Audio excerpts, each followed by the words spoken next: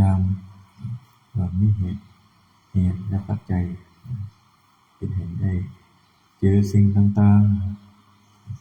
ๆว่าจะเป็นผู้คนหรือว่าการประสบการใช้ชีวิตต่างๆให้เรา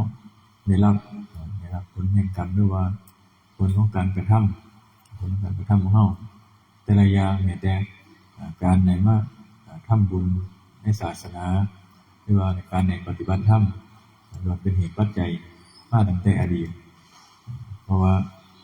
เราสั่งสมมาไว้ก็ได้ในหลวงพ่อพุทธศาสนาเนี่ยหลวงพ่อครูบาอาจารย์เนี่ยหลวงพ่อหมู่คณะหรือว่าหลายๆคนที่เราได้เคยพอได้พบเจอกันโดยมีเหตุและปัจจัยที่เคยทำสร้างรวมกันมาจึงได้มาพบมาพอกันกับสมัยหนึ่งในสมัยพุทธกาลมียิ่งสลาย่ายกับเขาคนนึงแล้วเรากับเงื่อนแล้วก็วิบัติพักของเราแหละมีพ่อขาคนนึงพ่อขาชีมาขอพักอยู่บ้านเราพอพักอยู่บ้านเราแล้วก็เลยมานั่นมันก็เลยออกลูกอยู่บ้านเราก็เลยว่าคิดพ่อข้างถามมาคิดค่าเช่าเท่าไหร่ผู้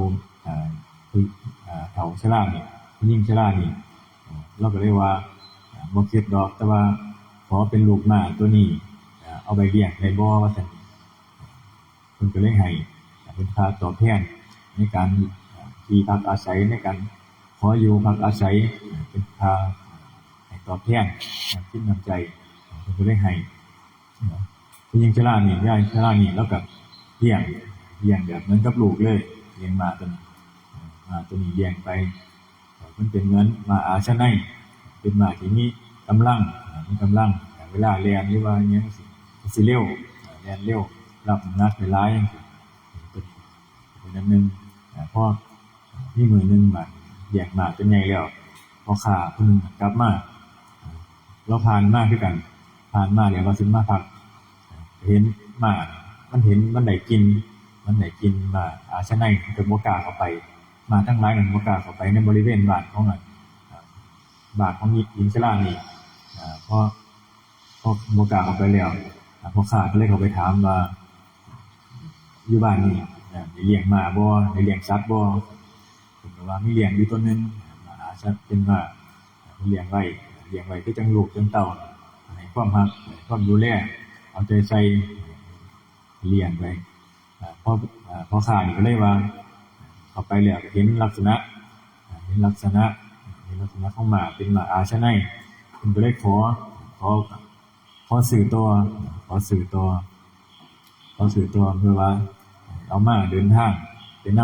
ำขอสื่อตัวแล้วหญิงชราก็เลยว่าขายให้แต่ว่าบ่ได้บอกว่าราคาเท่าไหร่ผู้เป็นพ่อค้านี่ก็เลยว่าเป็นผู้มีทรัพย์แหน่จักหน่อยเพิ่นก็เลยเอาใส่ติดถุงเงินถุงละ1ตำลึงสมัยก่อนก็บ่ฮู้ว่าทุกมื้อนี้จักบาทมันต่างกันครูบาก็บ่ค่อยฮู้ค่าเงินเพิ่นก็วางไว้ขาละถุงขาละ1ตำลึงแบ่งขา4ขาหางนึงหัวนึงจังซี่แบ่งออกไว้เพิ่นก็เลยเอามาได้มานั่นไปพอมานั่นไปแล้วเพิ่นก็ไปผ่านไปเมืองนึงในขณะเดินทางไปหาค้าขายไปพอเมืองนึงมีกษัตริย์คนนึงมาเห็นหมาตัวนี้ก็เลยอยากได้เพราะอยากได้แล้วทดสอบมาว่าตัวนี้เป็นจังได๋เพิ่นเห็นหมาเห็นคุณสมบัติของหมาแล้วเพิ่นก็เลยแต่งตั้งให้เป็นผู้โลหิตหรือว่าอามาตย์ในเมืองนั้นคือการสงเคราะห์กันมันเป็นเรื่องต่อเสืบต่อกันมาก็เหมือนกับสมัยพุทธกาลบาดก็เลยหญิงชรานี่ก็เลยเราสิได้ทำบุญถวายทานแก่พระพุทธเจ้าแบบนี้เพิ่นรับว่าสิถวายทานแก่ภิกษุองค์นึงเพิ่นไปรับมาแล้วแต่ว่าในขณะนั้นบ่มีภิกษุเบิดทั้งหมดนั่นก็เลยไปตามรับนิมนต์เบิดแล้วเหลือพระสารีบุตรผู้เดียวเพิ่นก็เลยไปพระสารีบุตรนี่ก็เลยได้สงเคราะห์ไปเวลาไปนี่ คนในเมืองนั้นก็ได้ข่าวว่าหญิงชราคนนี้เป็นคนยากจนบ่ค่อยมีทรัพย์สมบัติพอได้ข่าวแล้วพวกมีเงินเศรษฐีหรือว่าพระราชาต่างๆประทานทรัพย์ให้เหมือนกับพระเจ้าอุเทนเพิ่นก็ประทานทรัพย์ให้มาถ้าเป็นเขาเนี่ยจังเป็นเนยสดเนยข้นเนยใสจังซี่เพิ่นก็ให้มาหรือว่าเป็นผ้าเอามารวมนำแล้วก็มีอนาถบิณฑิกาเศรษฐีแน่จุลเศรษฐีแน่นางวิสาขาแน่พากันบริจาคมาเพื่อว่าสิส่งทำบุญนำเราเพราะว่าเห็นเราเป็นคนอยากจนแสนเข็ญอันนี้ก็คือว่าคนเคยเฮ็ดมานำกันพอสิได้มีบุญวาสนาต่อกันสิเขากับเขามาซอยเคยสร้างเหตุสร้างปัจจัยไปรวมกันคือเราเคยเลี้ยงพระสารีบุตรเป็นมาหญิงชรานี่เป็นคนแก่นี่ล่ะเลี้ยงมานั่นมาพอสุดท้ายมาเราก็ได้มาสงเคราะห์หญิงชราคนนี้พอในเทศนาแล้วในสาขณะที่สันเขาแล้วเทศนาแล้วเพิ่นก็ได้บรรลุเป็นโสดาบันคือเป็นการสงเคราะห์กันมีเหตุปัจจัยต่อกันถ้าบ่มีเหตุปัจจัยต่อกันแล้วมันก็บ่ได้พ้อกันบ่ได้พบบ่ได้พ้อกันบ่ได้เห็นกันคือจังหมู่เฮาจังซี่ล่ะหลายๆคนก็ได้พบพ้อกันหรือว่าทั้งที่ดีแน่ทั้งมาดีแน่ทั้งมาบ่ดีแน่ก็ล้วนมีเหตุปัจจัยต่อกันว่าโลกนี้บ่มีความบังเอิญมีแต่สิ่งใดที่เข้ามาในชีวิตของเฮาบ่มีความบังเอิญ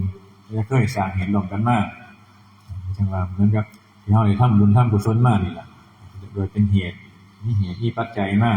นำมาซึ่งการได้ทำบุญกุศลสืบต่อมาเพื่อว่าจะได้ต่อไปจนให้มันถึงที่สุดแต่ว่าในเมื่อเฮายังบ่ถึงจังซี่แล้วมาพบพ้อกันนี่คือเก่าผู้ใดพ้นไปแล้วก็ไปแล้วก็บ่ได้พบพ้อกันอีกถ้าผู้ใดพ้นไปก่อนก็ไปก่อนถ้าผู้ใดยังบ่พ้นก็ได้เวียนกลับมารวมกันอีกคือเก่าจนกว่าจะถึงความพ้นทุกข์คือเหตุปัจจัยทุกอย่างมีเหตุปัจจัยเฮาถ้ามันมีเหตุแล้วเฮ็ดจังได๋ก็หนีบ่ได้เฮ็ดจังได๋ก็ต้องได้รับคือเก่าได้รับผลของกรรมนั้นผลของการกระทำนั้นว่าจะเป็นบุญหรือเป็นบาปเฮาเป็นผู้เฮ็ดผู้กระทำไว้แต่ว่าเฮานี่นึกบ่ได้ตอนนี้เฮายังนึกบ่ได้ดอกแต่ว่าทำมื้อใดมื้อนึงแล้วมันเป็นถึงที่สุดแล้วมันร่วมเต็มทุกอย่างแล้วมันก็สิเฮ็ดให้เฮาเข้าใจว่าสิ่งเหล่านี้เฮาเคยเฮ็ดเฮาเคยสงเคราะห์กันมาตั้งแต่ในอดีตชาติเลยได้มาพบมาพ้อกันมาได้มาทำบุญร่วมกันได้มาอยู่นำกันจังซี่ได้เป็นคนฮักเป็นคนมีสร้างเป็นคนร่วมสร้างกรรมนำกันกรรมดีทั้งกรรมชั่วนี่ล่ะก็ได้เป็นเหตุมีปัจจัยทำร่วมกันมาฉะนั้นแล้วแต่ว่าในอดีตสิเฮ็ดดีหรือบ่ดีต่อกันก็สร้างแต่ว่าในเมื่อปัจจุบันแล้วจะเฮ็ดดีต่อกันเพราะว่าสิจังได๋ก็สร้างจะฮู้หรือบ่ฮู้ก็สร้างก็ต้องเฮ็ดดีต่อกันมีเมตตากับกรุณามุทิตาอุเบกขาสิ่งเหล่านี้มาช่วยเหลือกันมีหยังก็ช่วยเหลือกันเพิ่นจังว่านี่ล่ะมีปัจจัยมามันมีรวมกันมาแล้วมันก็หนีกันบ่พ้นมันอยู่รวมกันมาช่วยกันมาทำบุญร่วมกันทั้งสิ่งต่างๆร่วมทุกข์ร่วมยากลำบากนำกันนี่ล่ะเหตุปัจจัย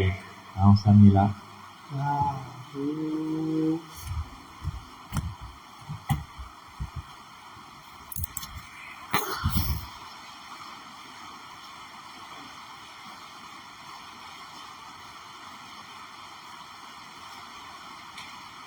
ยะถา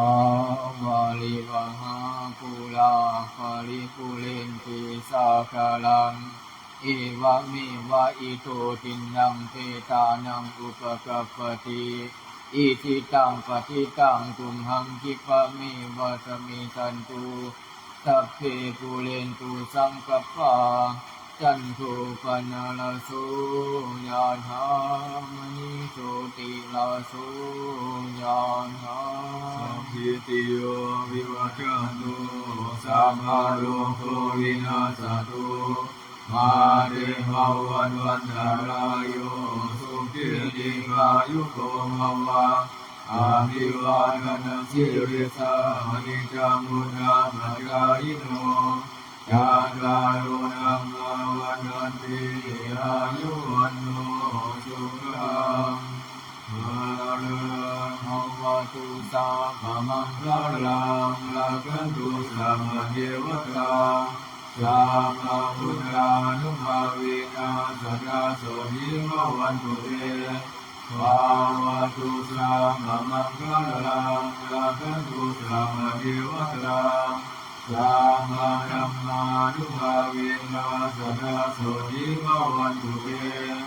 ภาวะตุสัมมามังคลังรักขันตุสัมมาเทวตา